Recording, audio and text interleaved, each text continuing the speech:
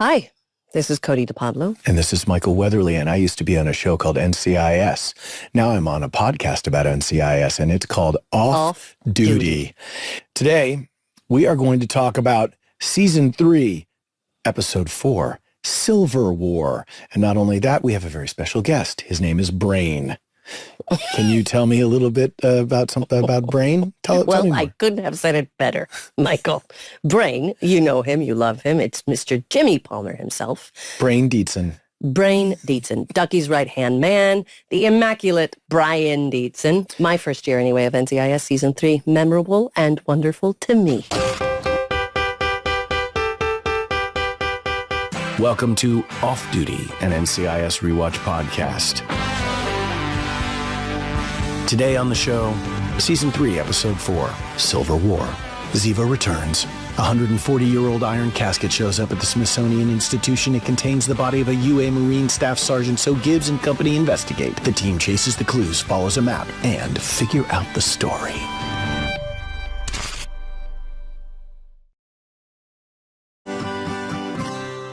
At the time of this episode's release, October 11th, 2005, the first commercial Android smartphone, the HTC Dream, was announced. My Humps by Black Eyed Peas was number 3 on the U.S. charts, trailing Kanye West's Gold Digger, featuring Jamie Foxx and Mariah Carey's Shake It Off.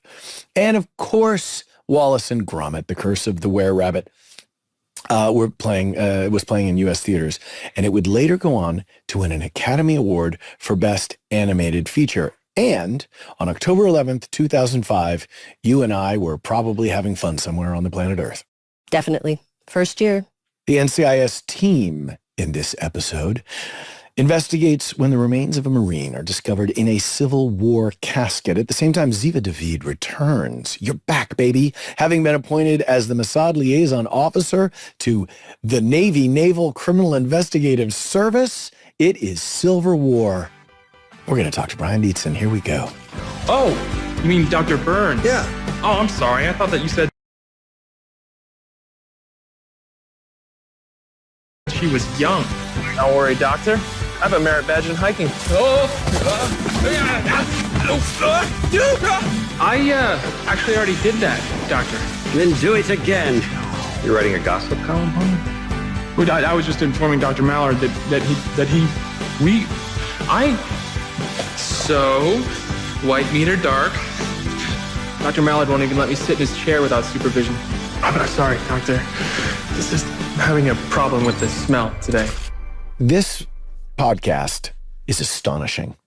And one of the reasons it's astonishing is your hair looks fantastic. But another reason is that we have extraordinary guests. And today, extraordinarily, we have none other than Jimmy Palmer, Mr. Brian Dietzen. What a lead-in. I almost went lumberjack, but I switched out into my Fred Perry. I think you knew. No, I went full lumberjack today because it was raining out, and I have some waterproof shoes. And my son, who's now 14, he has the same size feet as me, and he's like, can I borrow some waterproof shoes? I don't have any. And I was like, yeah, sure. And then so I gave him my waterproof shoes. I was like, I got to figure out what am I going to wear. And then I saw these boots, and I was like, I'll wear these boots. And it was as I was going to my car, I was like, and I'm wearing a flannel. All right. You're very rugged. I'm going brawny. Very Colorado. It's Colorado. It's very Colorado. It is. Hiking, Colorado. Okay. That's right. So let's first begin, Brian Dietzen. At the beginning. Where were you born? I was born. Wow, you went. We're going there. It's like, how did it feel to be alive? I was conceived in that. Sorry, no, wait, hold on. Wait, no, okay, past that part.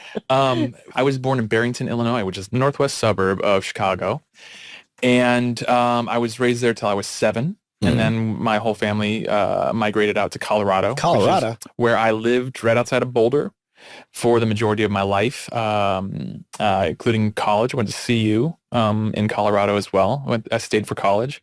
Did a couple years in the Shakespeare Festival, lots of hiking, lots of mountainous activities, snowboarding, skiing. Did you do this? Of course I did. I'm from Colorado. We all say, I meant the Shakespeare. What the hell is that? I don't know. I was like, vocal exercises. Training. Let's just go on. Yes. We all spoke from our red balloon, our Kristen Linklater. Red balloon. Ha, ha, ha. You guys are classically trained. Yes. I did a Snickers commercial and they said, hey, you could do this for a living. And guess what? You're still doing it. So something went right for you. Whoa, where'd you get this? Oh, he acted me. See? I thought he had a Snickers So- bar. He out-acted So us. talk Acted about, us. I know that you and I both lived Holy in moly. Vancouver at the same time. You were doing a TV series when I was doing Dark Angela. That's right. Dark Did Angela. I see you at were you ever at the Sutton place? Because that's where we were. That's where the action happened. All the time. I did several stays at the Sutton. Yes. Sutton. Sutton, thank you. And I got to know the bartender very well at the Sutton place. What was that TV show you were doing up there? It was a show called My Guide to Becoming a Rock Star, and it was I played a drummer in it, and we were up there for Could you a play year. drums? Yes, Okay. I played So you drums in did several your bands. research. No, I just had been in a bunch of crummy garage bands. Wait before one then. second. You actually know how to play the drums? I do play the drums. This yes. is new. I can't believe Yeah. it. I worked with you for many years. We did. I mean, and we didn't know that. we always talked about doing a boy band, where like between all of us, right? Would have been a NCIS. big- Wait, big- I Would've was been a never a huge- part of this band? Like I Oh, was never shit, going to be wait. a part? No, Did I- sorry. Oh, sorry. Yeah. No. Mark Harmon was the Right. lead singer, Well, and then he didn't show up for that rehearsal, and we were like, well, never mind. Okay, maybe we And David can't- maybe we McCallum was can't. like, I could do it. And we're like, oh, David. you're like you're more of a one man band. I know. Yeah. We're like, David, I don't. So you're But- in Vancouver, and that's one of the first big gigs? Yeah, so I didn't have a SAG card or an agent or anything like that, and I wrote a bunch of letters to different casting directors and said, "Hey, give me 10 minutes of your time anytime. I'll come in. I promise I'll impress you." And then right before, Bold. yeah, bold. From Boulder, Colorado. Patrick Rush, he was the head of casting and did Warner Brothers, and he's like, hey, I thought I'd bring you in because no one does this anymore. This is great. Because I didn't send a headshot. I just sent a letter with like a little picture of me in the lower right hand corner, picture of my buddy in the other hand. This is before the internet. Yes, it was before the internet. Interweb. And we made it in right under the wire. Remember after 9/11, there was like a bunch of anthrax threats and stuff. Yeah. And Oh, yes. everybody in Hollywood just stopped opening, all of their letters Mail. and stuff. And we never sent They another. opened yours. He opened mine like the week before, and he's Wow. like, "Come on in for an audition." And so based off of that, I booked a series regular, my first role, which was So a wait a series minute. regular You role. did the audition for this agent, which was probably what, like a monologue? No, I ended up not doing an audition for. I ended up not. We had like scenes prepared. We had like a bunch of stuff. So like, we'll just come in and do something for you. And so he got that, and he was like, you know what? He contacted this person who had been hip pocketed at the time, and said, I'll see him for this series regular role. Here's the sides. And so I went in. And he said, I just wanted to meet you. And I was like, oh, he's not taking me seriously. He just wanted to meet me. Like I'm not really in contention for this Right. for this role. So I said, okay, as long as we're not taking it seriously, just tell me what I did wrong at the end. I want this to be a learning experience. And he goes, all right, fine. Mm. And so I do the audition. He goes, what you did wrong is when I bring you back in tomorrow for the producers, you're going to mess it up. And I said, why am I going to mess it up? Because you're green. You haven't done this a lot before. You're going to try and make it better, and it's going to be worse. So that's my note. And I was like, So you want a basically- carbon copy? And he goes, yeah, I want a carbon copy. I said, okay, I'll do it. Wow. So I came back in the next day and I did it. And then over the course of the next, week or so, I went in like maybe 5 more times. By the way, I have a story regarding that. Like, Yes. I want you to come in and mess it up. So Yes. one of my first gigs out of school was for a short-lived show called Street. And I remember that show. Oh yeah, no, I think I told you the story. I know. I've seen it. And I think it was just like I didn't have the sides or until the moment of the audition, and I went in and I basically just read them and I got the part, and I thought, how could they possibly have given me this? I sucked, right? So of course, then they give the actor like a day or two to think about it, Right. and then I go Yeah. in, and then I start doing kabuki theater. And then the director, and I was like, I'm going to turn this into a series regular part. Just you watch.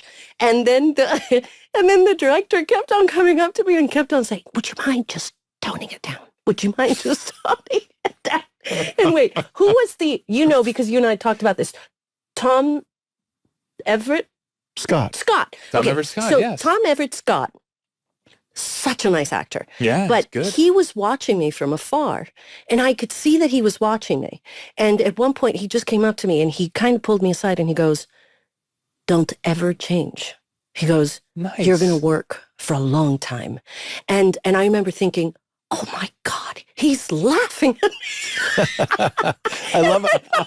If you, That's where your actor, if you ever brain goes to. I know, if you ever thought actors were insecure, but why? No, but then I thought, well, I'm just going to keep doing the thing that I do, And then the director just kept on coming up to me Take going, that, take Tom it. Yeah, Everett take it. He was the nicest. And then the director just kept on Jennifer coming up Connelly? going, yes, Yeah, yes. see?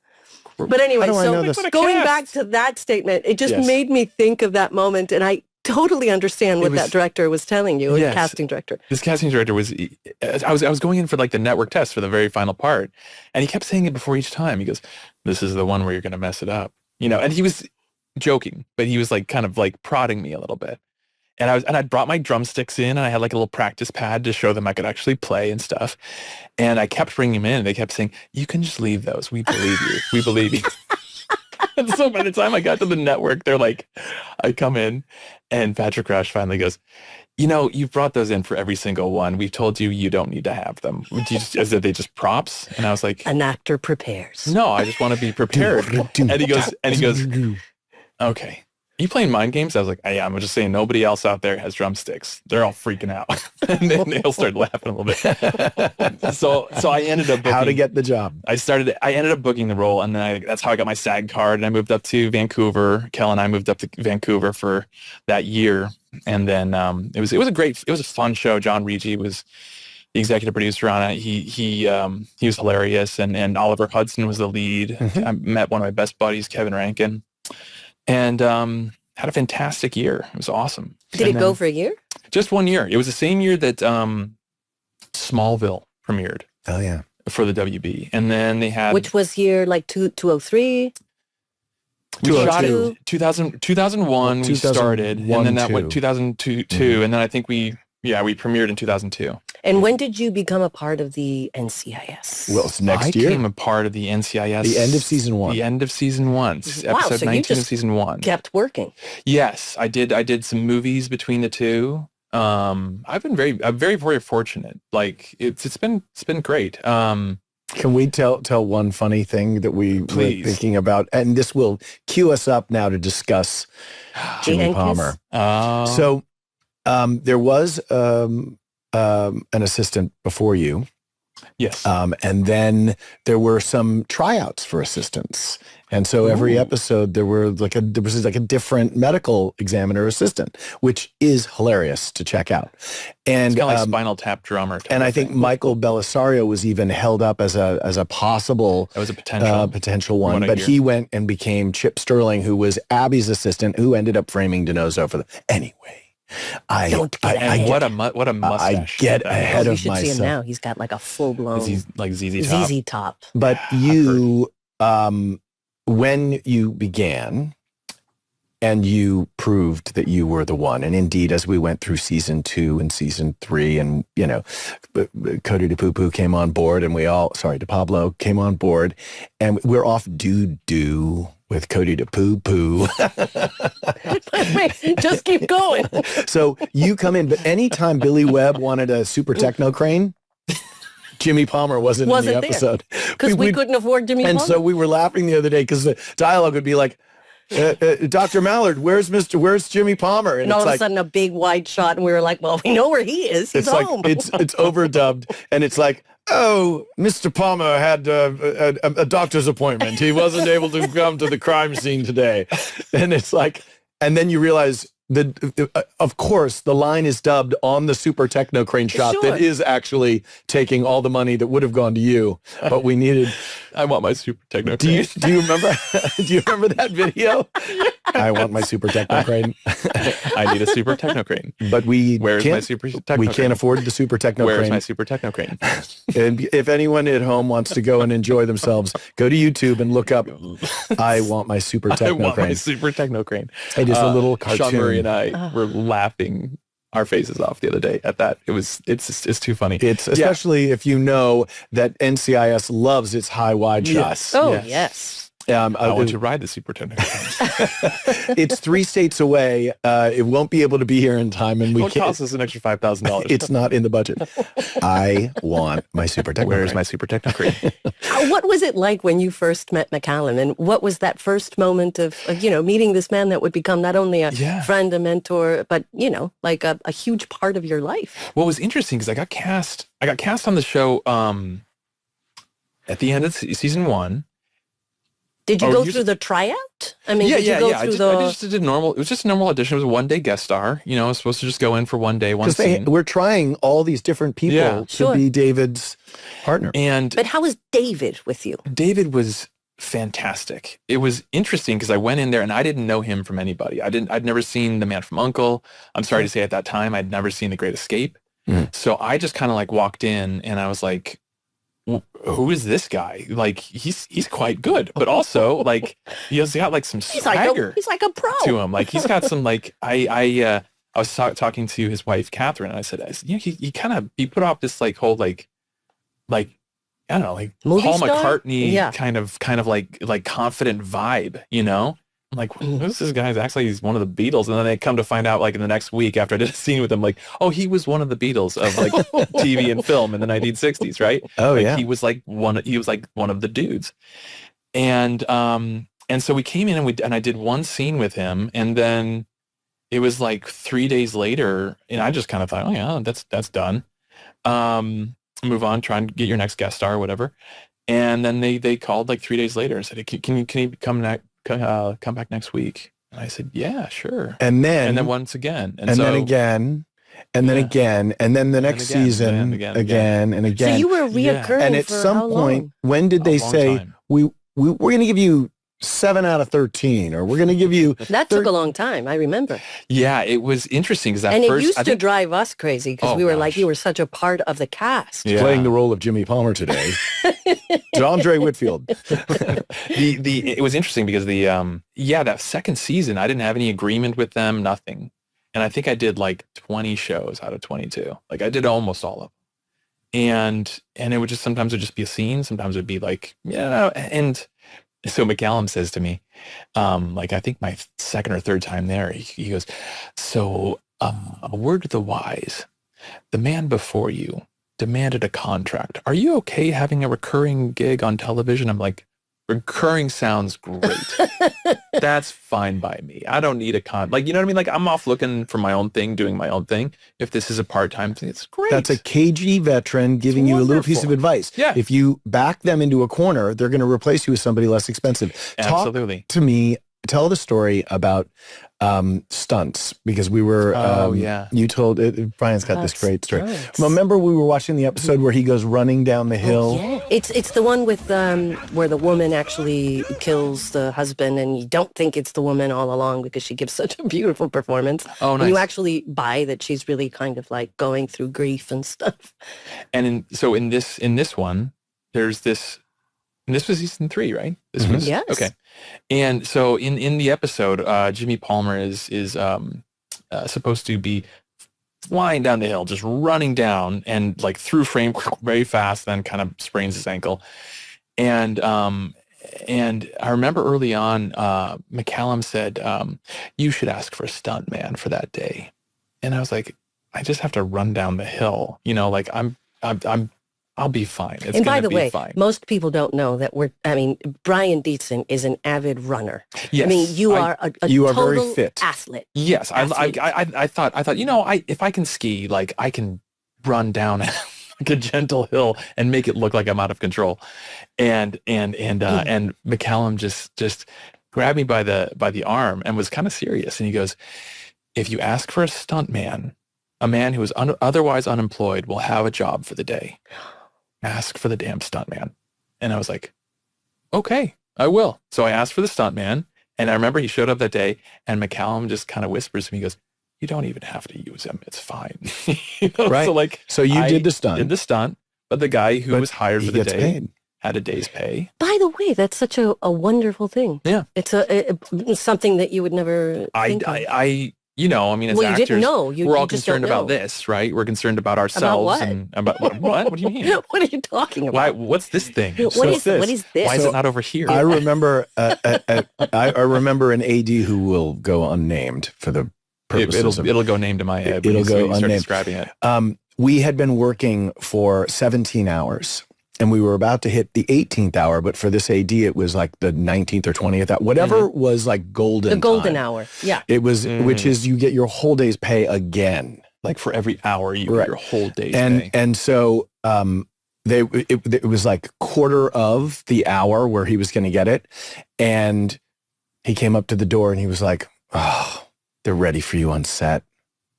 And I said, "What's the matter? This is the last shot of the day." And he's like, "I know, I was so close to golden hour though." And I said, "How close?"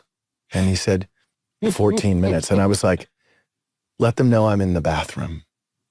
And I went into the bathroom and I closed the door. I did the crossword puzzle for 13 minutes.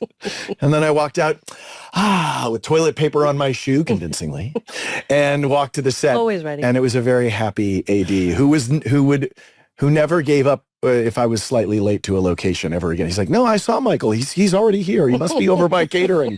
And of course, I'm like, "Just tell them." Bribing your Tell them. friends. You know, One we hand washes the make other, these my deals. friend. We make these deals.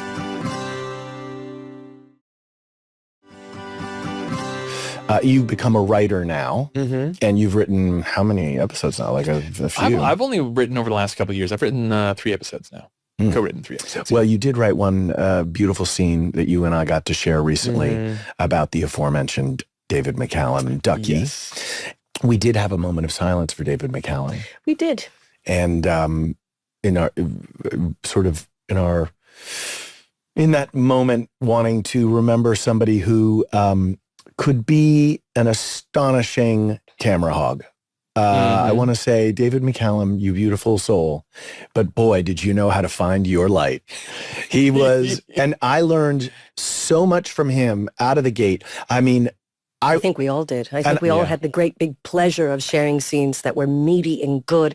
We would just attack, and then he would look at you, you know, he never lost that thing that I admire so much, that wonderment, you know. He'd be in the middle of the scene and then you'd finish the scene and he'd go, "Oh, I just love doing this with you." You know what I mean? "I just love doing this with you." You know, and it was just always But he also had technique. He was a master technician. Well, imagine so the you've been doing it craft, for so long. you know, there's all these different elements that go in.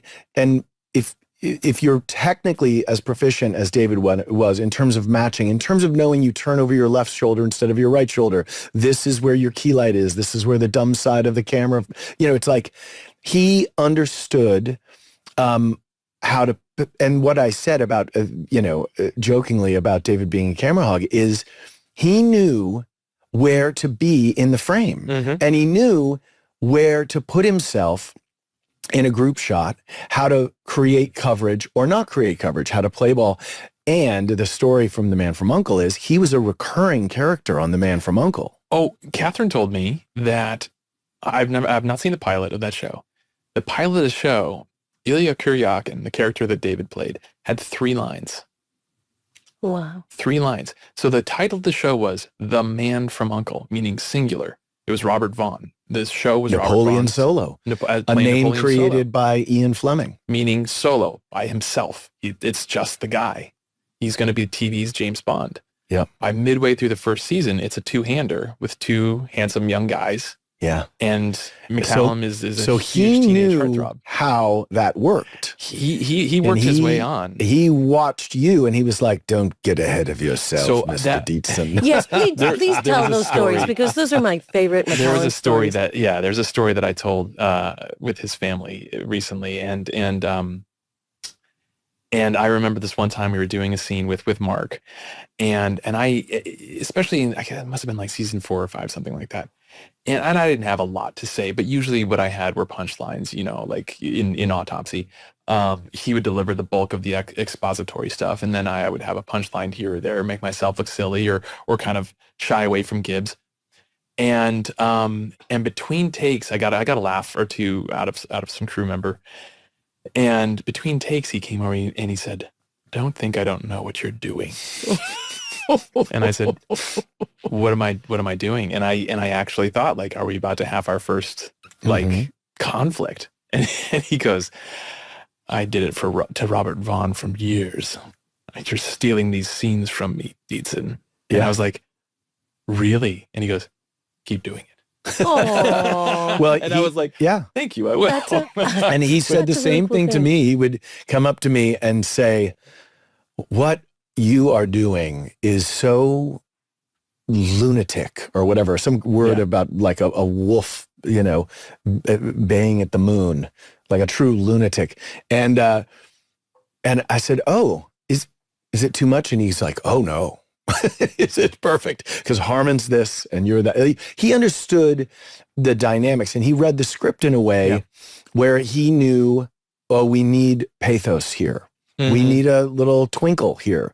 We need camaraderie here. We need sense of isolation here.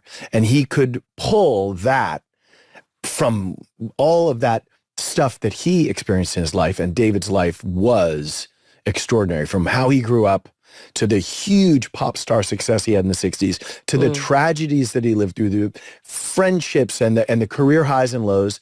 You know, I bought this audiobook, you know, for a flight, and it was Martin Amos's book about London Fields. So I download it and I get on the plane, and I'm going to listen to the thing because, you know, I don't know if I have Wi-Fi or whatever. So I put my headphones on and it's David McCallum reading London Fields. And I just am like laughing because of course it's David. So it's distracting. I'm like, is there someone else that read this? Cause it's like too much.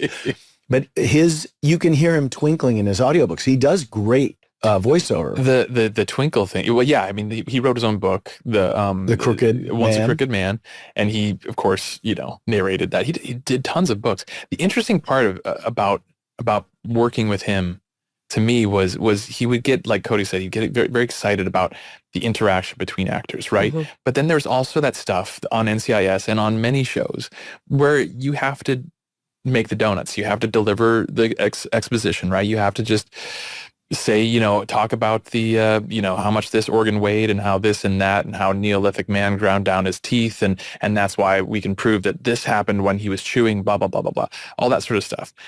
And I'll never forget one time we were, he had this long drawn out diatribe about sequencing of what this person did before he died. And it was not, I'll be honest, the dialogue was pretty dry, you know, not very interesting. And by the end of this like little diatribe he was smiling to himself and kind of giggling a little bit. And I was like, what's going on there, bud? And he goes, I make this shit sound good, you know? And it was this recognition of like, yes, I'm here to have fun and perform with my partners and all that sort of stuff, my scene partners, but also like, I'm here to entertain. Right. Like that, he never lost sight of that part of it. Did he ever talk to you about how he memorized his lines, what his process was? Well, yes. Can we talk about it? Please, yes.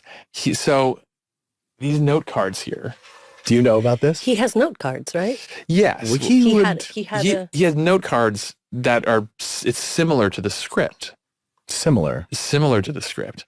But what he would do is he'd go through and he would pull out his Grey's Anatomy and he would make sure everything was correct as far as the anatomy and references to any sort of medical jargon whatsoever. And he would rewrite things. And in terms of rewriting things, it wasn't so much like a disrespect for like, I just want my character to sound this way and this way and this way. But I think once in a while, maybe it ventured into like, this actually might be a more clever retort, you know? And so when he would memorize the stuff that he had corrected.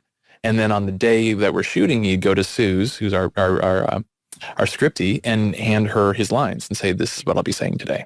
You're kidding me. No. And how did that go down with Suze? Because I don't think a lot of people could get away with it. It's better to ask forgiveness than permission. Yes, exactly. And also, I think he was also smart enough to know he's the elder statesman here. And he's I'm 80 years old, and this is how I've memorized it. Yes. What am I gonna? What's the defense against that? You just go, okay, cool, let's do it. I remember him telling me once that he would take those cards or copies of the cards, and he would sit in the tub, and he would put them. He would get them wet and put them on the wall, and they would stick. Are you serious? Yeah. He never told me that. Yeah, that's what he told me that once, and I was like, "You sit in the tub, and you memorize your lines." And I think his point was, yes, I memorized them because I had a certain flair for non-memorization. You and I had a conversation after he passed, and it was a really beautiful conversation regarding your friendship with him. And at the end of that, I remember saying how wonderful it was to watch that for so many years. And one of the last moments you had with him in which you both were able to tell each other, I love you. Know, which is a gift that a lot of people don't get to have.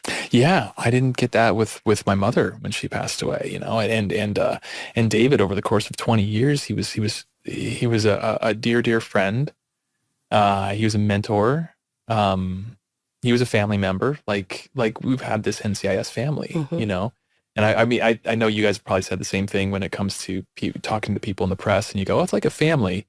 And for some reason, they're like, "Oh, that's great. You guys just love each other." No, that comes with its set of hiccups. No, it's like actual I said family. it's like a family. People who don't get along sometimes there's a scallywag. Gotta work it out. Sometimes, all that. But at the core of it, is love. You work through it. You work through it because you want thing. to, not because you're forced to. Well, also the contract, you're forced. Yes, the contract you're forced. That said, you're forced. Yes. So in many ways, either you're going to do it willingly and sort of go okay, we got to make this work, so might as well make it happy. But what about being on those ATVs when you guys came in with your goggles? Do you remember that episode? I do. Yeah, we had a clip from that in the show that I just wrote with Scott Williams. The episode was called Ignition.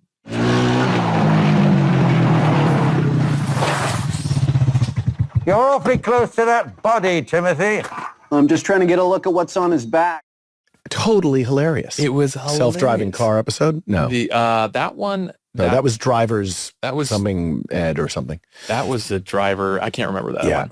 Okay. I remember that one though, where Sean Murray said, I was sitting there at the crime scene. He was like, God, I don't know how this one line makes sense. And he we were talking about it, and I said, Sean, we're doing a show about a robot car. It's fine. Anyway. Okay, good point. Like sometimes. By the way, that's one of my favorite things about Sean. His kind of dry delivery. Yeah. Good point. Good point. Just nothing else. Just good point. Walk away.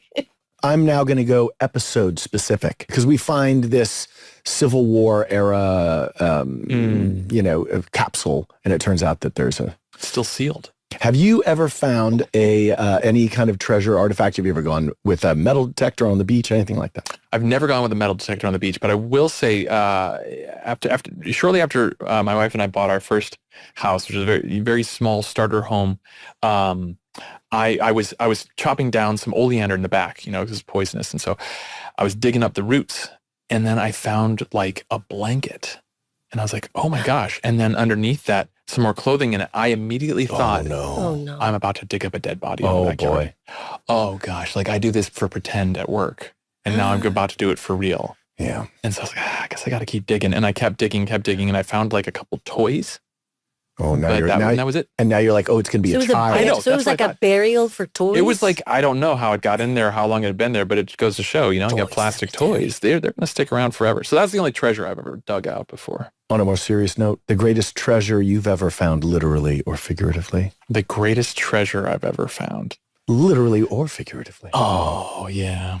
You're putting you on the spot here. Well, I was going to say something, and I was like, you can't say anything. Who's your favorite child? It's kind of easy. Well, the way that you get away from that is that I just have to say it's my wife. That's exactly what I was going to say. I was like, it's Kelly. Ding, ding, ding, ding, ding. Okay, let's bring, you get a cashmere blanket. There we go. That is the correct answer. Yeah, because she's the one that gave me my two children as well. So, and it covers a lot. It covers I have to say, everything. though, you were one of the people that whenever I needed that kind of solid family foundation advice, I would go to, because you were one of those people that I felt had their thing really done right. You know, your relationship with Kelly to me was Thank a real inspiration. How you rallied, you know, during pregnancy and how you just allowed her to be this like kind of, I remember you were like, you'd say things like, oh yeah, no, Kelly's definitely like pregnant in the kitchen, like doing whatever she needs to do because, you know, she's pregnant. And I was always like, oh man, that's so cool. And I loved the stories of you and Kelly, and you've been together for how long? Because this is a really sweet story. Yeah, we got together. We met in high school. Oh So, my God. So only about 10 years, really. Yeah, like 5. 15. Yeah, I got an anniversary coming up, or a reunion coming up soon. Yeah, actually, she her older sister showed her a picture of me when she came into when she was a freshman in high school and said, "This is the boy you're supposed to date." Wait, but why? Because she just thought you were cute. She just or thought I because was nice. Yeah, we like traveled in similar circles, you know, like and that's it wasn't a huge high school. She said, "This is the boy you should date." And and we ended up not dating while I was in high school. I went to college for my freshman year, and she was just finishing up high school. And then we met at a party. We met again at a party, and there you go. And that was it. And you've been together ever since. Hats off. It happens. Yes, hats off. So I have another NCIS-centric thing. What do you think the weirdest episode of NCIS, like just the weirdest? We've had a lot of weird ones. I know, but we've had some because weird there is a ones. scene in this episode where it's like Ziva says, "This is very weird. This must be the weirdest thing." A Marine dressed as a Civil War soldier is shot by a musket and then buried alive in a 140-year-old antique iron casket. And you're telling me this isn't your strangest case? And Genozo and McGee are eating sandwiches, and we're like, "Yeah, no, this is not the. This is. I mean, it's not even Like top the 10, top 30, Yeah, it's top like 40. And then you take a bite of my sandwich, I do. Yeah. And then I try to do it again and you stop me. and then I give you my sandwich. I'm not getting your That was a good herpes. scene. Oh, Oh, God. come on. Oh, So- we had to take it there. So the weirdest, We're better than weirdest that. one. I mean, I would say Kill Ari with Sasha dressing up and all, such a good and show. It was being a such good projection. show. I mean, it's amazing, but I'm it's gonna go also on record. I'm just gonna say it. Don Belisario is a good writer. Don Belisario. You know Give what? that guy a Fantastic. chance. Finally, someone said it. Writer. Somebody Someone give that guy a finally TV said it series. out loud. Hopefully, He he'll make actually- some money he's- one day. Wait, Yeah, one you- second. You think you're the only one that said it? That's I'm just saying. I'm maybe the first to go on record, but yes. he's talented. He's very good at writing and fantastic. character No, he- development he's and setting up story. And, incredible at it. The weirdest the strangest episode. Of The NCIS. weirdest episode. With strangest or Weird. I think weird is good. Weirdest? I mean, strange, weird, but like, what's the one with the crop circles? oh yeah, that was a good one. That was my son was just watching that. Patrick the other day. Swayze's brother's in that episode. which one's that one? Is that the one where I'm sitting on top of your shoulders and we're doing that whole thing? No, it's Sasha. Oh, For okay. its first 2 seasons. It's the second season. What's the one where the guy is in the basement and has his eyes gouged out? Oh, Oh yeah. God. Oh, Yeah. yeah. Oh yeah. There's some weird one. You know, okay, but weird as far as weird goes. And it's a classic, and I love the episode.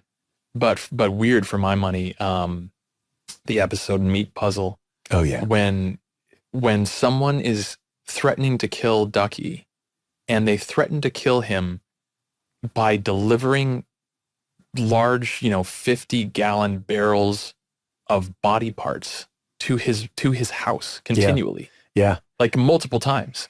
It's a little weird. Step back, please. Step back. Thank you. And I his mean, mother it's not- lived there with all the It's not corgis. just weird. It's really dark. It's a little dark. It's, like It's a really little weird. dark. Until you get Tony DiNozzo out there with some corgis that he's trying to wrangle. Here's Tony. Come on. Here you go, guys. Come on. Who's got treats in the house? That was one of my favorites, actually. Okay. Can we get some corgis Can in here? we Like, talk a little bit? Have you ever been in a Civil War reenactment? That's why I was late today. Yeah. We knew it. We knew it, Yeah, which is it's why just- we prepped the question. You were, yeah. I have not. I've not had the pleasure. Well, because, and do you, yeah. We're not going to talk about Were you my going to ask me like what side I would for? It would be No, for the have North. you, would you use the saying Pooh right now. Boys bucket? Because I'm just the little Pooh Boy. Oh my God, the I'm laugh. just The laugh little during that boo-boo. moment, by the way. It's so good. The shame.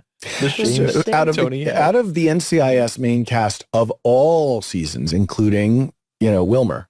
Who is the most likely to participate in a Civil War reenactment? Gary Cole. No. Oh, Gary would be fantastic. Gary, here's the thing. Gary can be in anything. Yeah, that's true. He's a fantastic actor, and I think he's also a guy who's really game for anything. He's up for anything. So I would probably put. You know what? Include Deanna. Oh, really? Deanna Reasonover. Okay. She history buff. I just think she's another person. She's always game for stuff. She's a wonderful writer, big into improv. She also loves. I really liked meeting her. She also She's really loves cool. games. Loves games. She goes to a game club with her wife, and they play all sorts of board games. She's big into D&D and stuff like that. So if there's someone who's like, hey, there's a day where we're going to pretend to go do this stuff, I'd might be. I'm going to go out on a limb here and say, if somebody said that they were going to a Civil War reenactment, I'd call that a red flag. I'm just going out on a limb. I'd be like, ding, ding, ding, ding, ding, alert, DEFCON red. Just step away from this person. That reminds me of when Danny Rua was telling the story of her husband going on a date in Mexico with a model that said, "You're a white wizard?" A white wizard. Yeah. If you knew Dave, who's super, sitting across the table from, some model going oh, she ran the astrological charts and everything. And he just kind of went, thank you so much. Exit left. Yep. That's called we punch out. Punch out. Yep. I'm out. See ya. I'm out. What we're going to do right now is we're going to play a scene. It's a fake scene. It's not a real scene. It's a flashback of sorts from a Civil War reenactment. And in this scene, Anthony DiNozzo Sr. and Anthony DiNozzo Jr., Tony, who's about 10 years old in this scene, they are there because Sr. loves the Civil War reenactment and is an enthusiast. And Tony is being dragged along, and he's the little poo boy. He has to carry the poo bucket for all the soldiers to poo in. I don't know why they wouldn't just find a bush, but I guess you found Tony with a bucket. So you, Brian, will be playing Tony with a bucket. I am going to be Anthony DiNozzo Sr. Hello. Okay. Young Tony DiNozzo approaches his father, Anthony Sr. Dad, do you have a moment? Of course, Junior. What is it? I was thinking, maybe this year I could do something different. Maybe not be the poo boy anymore. Senior looks at Tony, then glances at the bucket, a concerned expression crossing his face. You don't want to be the poo boy anymore? No, sir. Anthony Sr. bends down to his son. Tony, let me tell you something. This war is going to last a long time. We're going into the winter months now, and the nights are going to get colder. The men, they're going to need to stay strong. They're going to require sustenance, big, warm bowls of chili to stay strong, to keep their bowels flexible. Do you know what that means? Tony's face falls as he realizes his father isn't giving him a new role. It means I'm still the poo boy. Senior nods solemnly, placing a hand on Tony's shoulder. You're not just a poo boy, son. You're not just carrying a bucket. You're carrying the morale of this entire camp, one scoop at a time. Be grateful we're not having the corn chowder. And that was it. I had to throw the corn in there. I don't remember eating corn. Corn? Phyllis Diller. Corn? I don't remember eating corn. Where's that from? I think it's Phyllis Diller. So stupid. when because she used to do this scat act, like a scatological, and this is my memory of it. I could be totally making this up, but my memory is that she's like, when you look at your own poo, and then sometimes you're like, corn?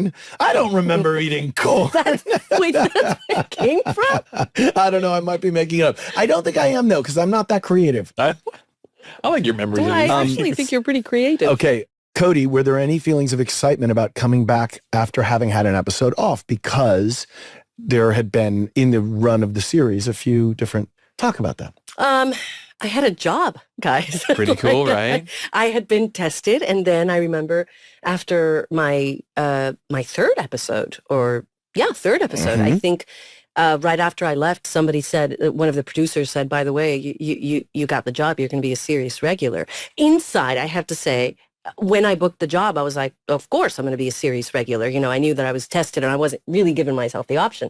But at the end of the day, I had a job and it was a job. So for me, it was just an awesome feeling. And I think you can track it in that particular, there was something about me that was just very happy, you know, and I was like, so eager to explore this character, you know, and it was just I remember this episode vividly too, because, we had a location and I showed up to the location. I went the other way. I went the other way. So I was really late. And I thought, oh God, what's going to happen? Because I had heard the stories about the clocks and about this, about being late.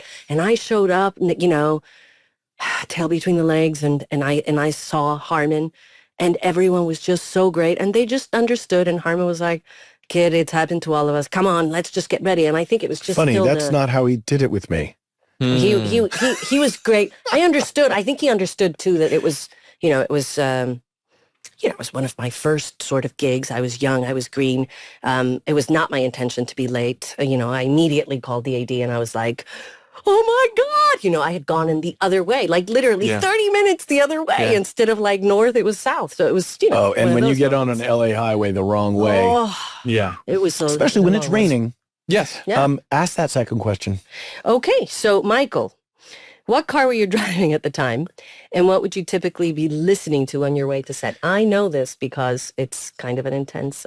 Yes. So, but I had a Jeep Wrangler. Yes. I remember that one. And I would listen to a lot of things. The Guillemots. Oh, I love the Guillemots. I would listen to... I always am listening to my... I love you know, you too.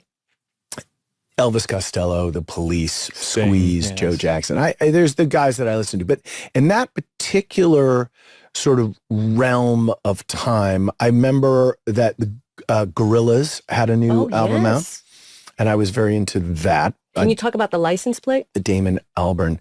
I had a license plate that was...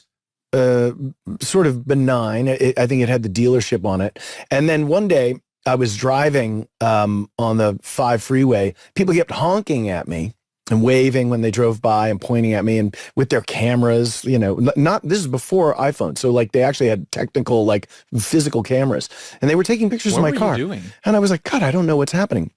And this went on for about a week. Were you like, I've made it? I didn't know. I didn't know arrived. what was going on. I'm in a Jeep Wrangler. Maybe I should start putting the top up. Maybe, you know, maybe this is how Brad Pitt feels. Price you of know. fame, baby. Right. Maybe this is what the Clooney has to go through. I get it. And so I'm walking to my car at the end of a day one day, and I see my license plate has a kind of strange license plate cover on it. And as I get closer, it says, ass, grass, or cash. No one rides for free.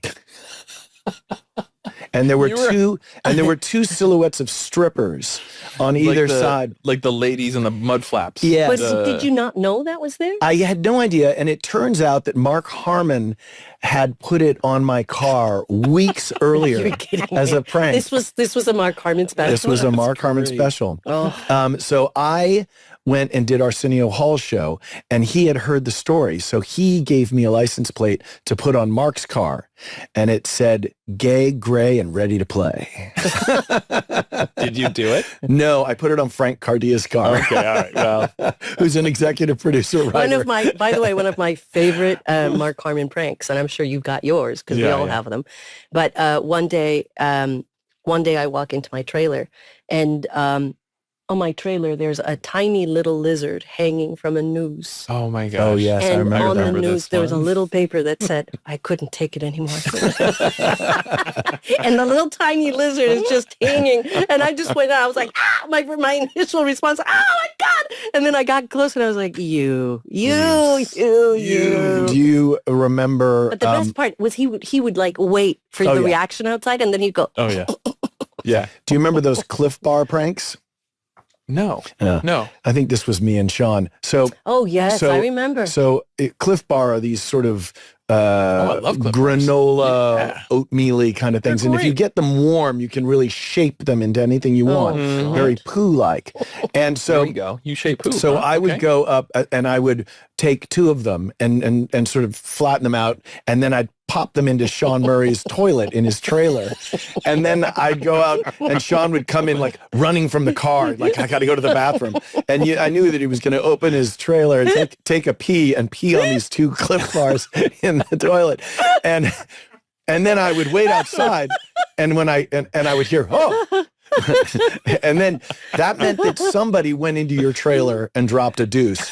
And so Sean, is coming out and I would just walk by. And then like a week later, I would go to my trailer and I'd open the thing and there'd be, I'd sit down and I'd go, and I'd be like, what is that smell? And then I'd pull my pants up a little and look in the toilet and there was like a mess, like a hot mess. What? And I was like, what? Somebody had diarrhea just in my tray, like left it, didn't even flush it. So I went outside and I started calling for an AD. I'm like, somebody's been. Oh, and then I went back in and I looked around and I was like, somebody had taken like a boiled egg yolk and that sulfur smell, which had God, filled the Michael. whole thing. And then I looked around, I'm like, that's chili and that's a little Cliff Bar. Oh, Michael. And somebody had made a mess. And then I left my trailer and I walked into the squad room and Sean was like, how you doing, bud? And I was like, how you doing, bud? And he's like, good. Good morning. Good morning. Good morning. Good morning. Do you have any stories like that? Really? Do you have any stories like that? Any Oh, my pranks gosh. or anything like that? Well, video games. We did have some video games during certain years. Yeah, we did. That was nice. The one that I'll never forget was, okay, so I dislocated my shoulder one time.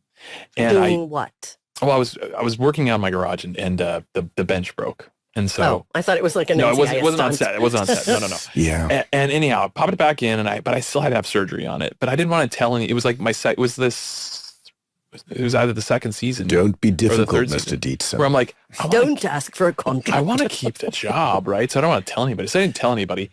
And I knew I could, and it was going to be a period of time, and I was going to have the surgery at our Christmas hiatus, our holiday break.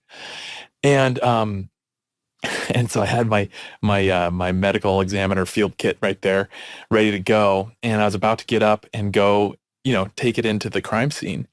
And waiting. Like, okay, waiting. Halfway through, I get the cue. I go down to pick it up.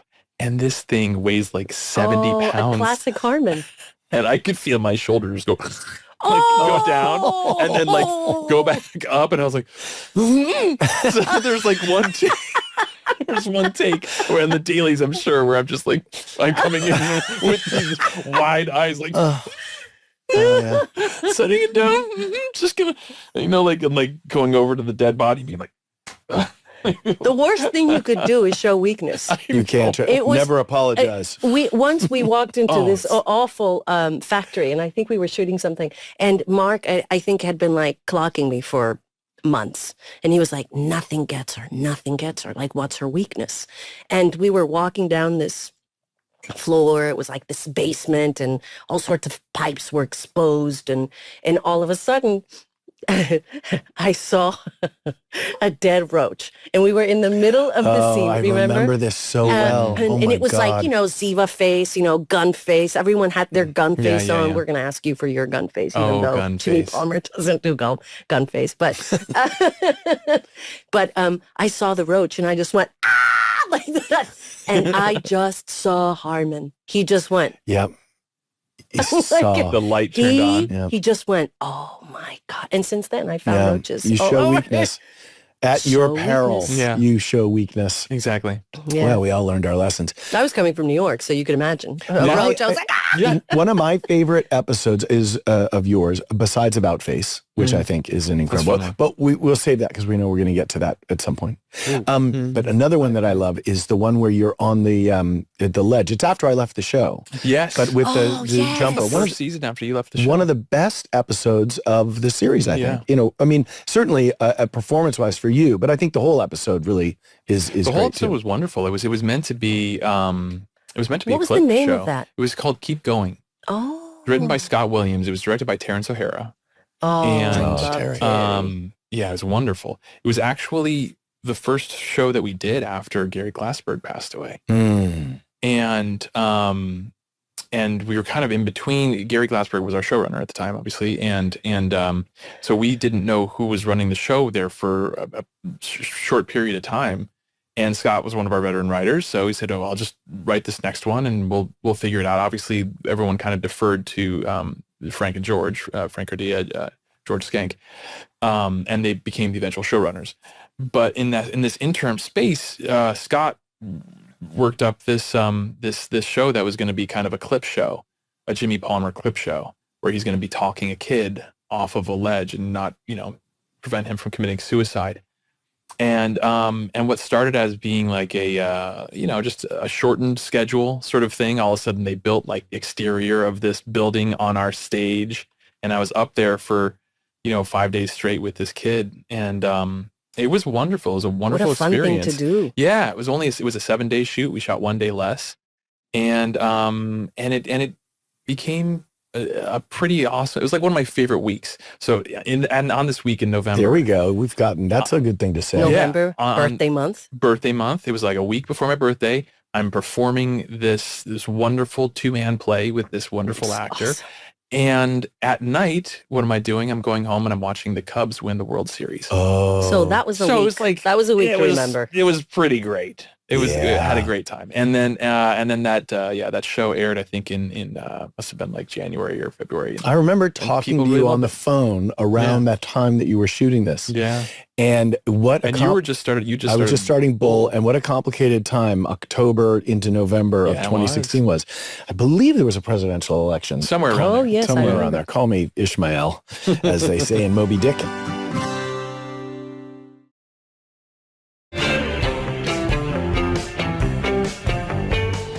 We have been having a little too much fun.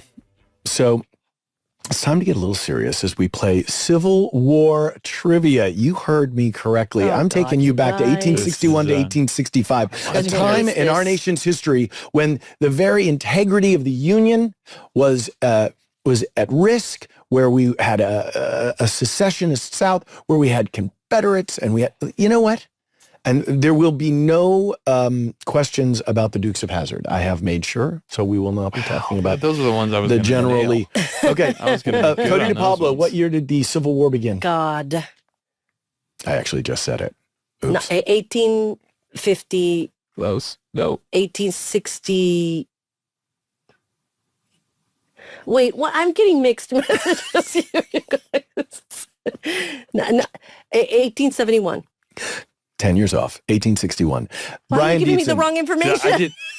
Okay, Brian, this is a tough one. You gave me the wrong information. Brian. He's, by the way, giving me a cheat sheet, a wrong one. Yeah. What Civil War battle caused the most casualties? It's a very famous battle. And Gettysburg.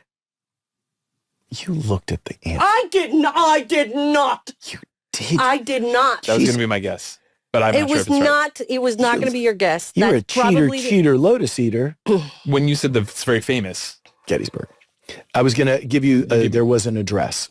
that would give it away. The Gettysburg address. Okay. Maybe a little Wait, bit. what? Okay, well, I'm going to ask Dietzen first on this one. Cheat. I'm not looking at you. I can't read that Okay. far. I'm not wearing looking. glasses. I'm not looking. Who was the president of the Confederate States during the Civil War? Lincoln. No, the Confederacy was run Confederate. by. Now I'm just coming up with the general, which is Lee. But Okay, I'll give you a hint. You want a hint? yeah. There was a president whose last name, one of the first presidents of the United States, whose last name, if you run through them out loud, is the first name. Washington, Adams, Jefferson, Madison, Monroe. Madison, James, Jefferson, Adams, John, Jefferson, Thomas, Jefferson Davis. Jefferson. Remember him? Dave. There's a reason we don't have statues of that dude. Well, okay. How long did it take Abraham Lincoln to deliver his famous Gettysburg Address?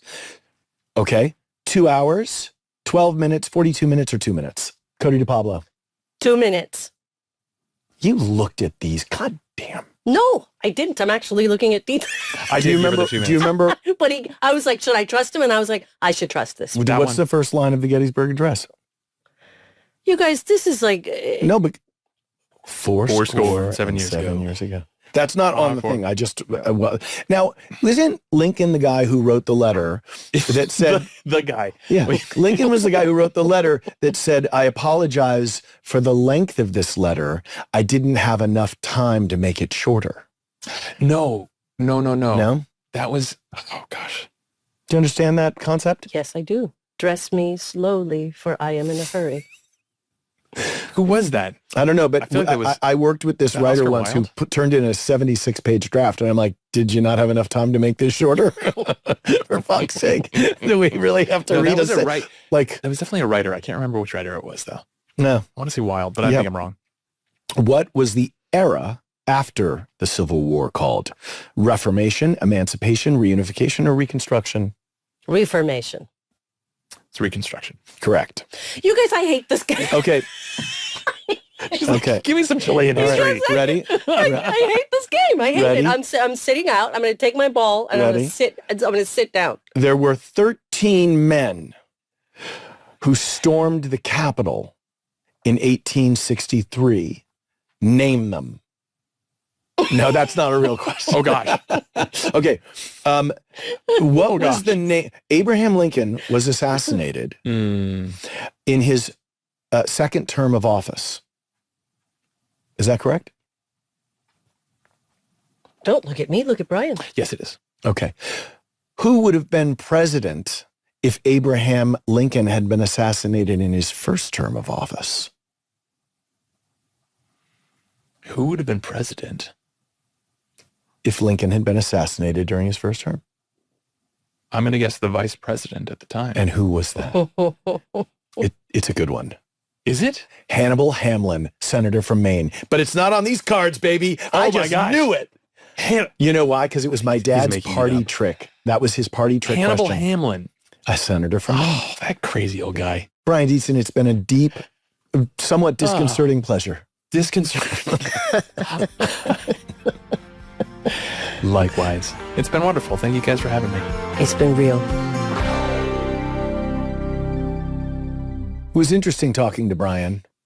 Can he come back? I think we should have him back. I think we have more to talk about. I think there's a special Brian Dietzen episode, like a Jimmy Palmer episode coming up. I'm not sure if it's season 4, season 5. No, maybe there's one in season 3. But I have some fan questions for you. Okay. Can we go into fan questions right now? Let's do that.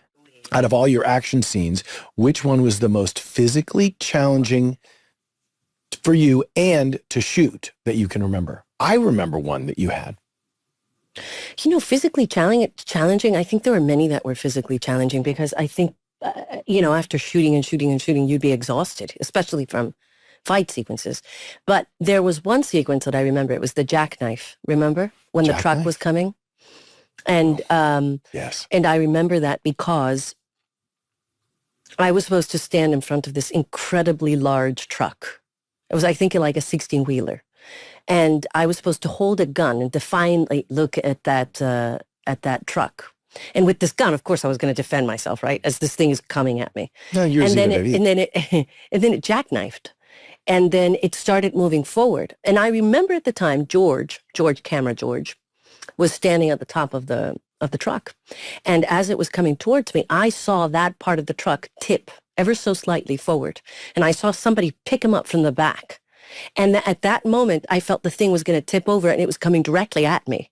And so at that moment, I just jumped ship. I just went, good girl. And I just went, run for your life. And I just took off running, because when you see stuff like that, it's pretty scary. And of course, you've got everyone saying things like, well, it's never going to happen. That was never going to happen. This is all controlled. But the truth is, when we were rolling, people get excited. And I think they went just a little, ever so slightly faster than they should have. And the thing was a little bit out of control, just a tad, never to the point where it could have gone horribly bad, but enough for me to see something off and enough for me to go, run. And I did. You're a very brave woman. Well, I mean, it wasn't physically exhausting or physically challenging, but I did feel physically exposed. At risk. Absolutely. My most challenging one that I loved. Underwater. Loved it. Yeah. And it's so funny because I think that would have been my, I think I would have had a problem with that. Yeah. Requiem, season 5. I think season 5. I loved that sequence. And by the way, it's such a great sequence. How it starts, how that entire episode starts running down. The camera out of focus. I remember Shane Brennan telling me about it. But and it really does look like a Bond action sequence. It's a really cool action sequence.